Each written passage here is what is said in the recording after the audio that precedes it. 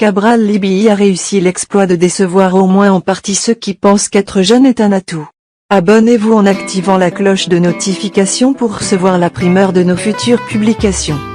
Cabral Libby aurait voulu se suicider politiquement qu'il ne se serait pas pris autrement à travers le concept de fédéralisme communautaire qui est l'expression du désœuvrement d'un jeune qui avoue son inaptitude à la pensée productrice et qui croit naïvement pouvoir combler ce déficit par le raccourci du tribalisme communautaire ou encore fédéralisme communautaire.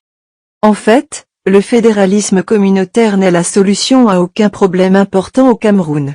Il ne résout pas la question du tribalisme qui divise les Camerounais. Il l'amplifie plutôt. Il n'est pas un rempart contre les velléités sécessionnistes qui menacent l'intégrité territoriale du Cameroun. Il est plutôt le creuset du nombrilisme ethnique qui débouchera si on y prend garde à la fragmentation du Cameroun en micro-États indépendants. Par ce raté mémorable, M. Cabral Libby a réussi l'exploit de décevoir au moins en partie ceux qui pensent qu'être jeune est un atout.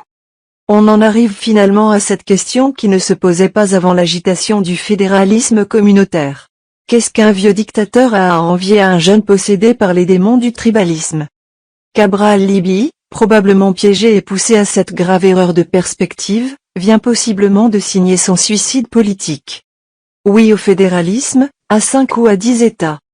Mais non au fédéralisme communautaire. Nous restons catégoriques, ce projet n'émane pas de Cabral Libby, mais plutôt de Mathias Ouanaguini. Ce dernier avait reconnu la paternité de ce projet lors d'un débat sur Vision 4 dont nous sommes à même de produire la bande. Ceci au lendemain du grand dialogue national et au plus fort de la crise anglophone. Veuillez prendre 3 secondes pour liker la vidéo et la partager. N'oubliez pas de vous abonner à la chaîne YouTube, Boudman, sur le site www.camertv.info. À bientôt pour de nouvelles publications.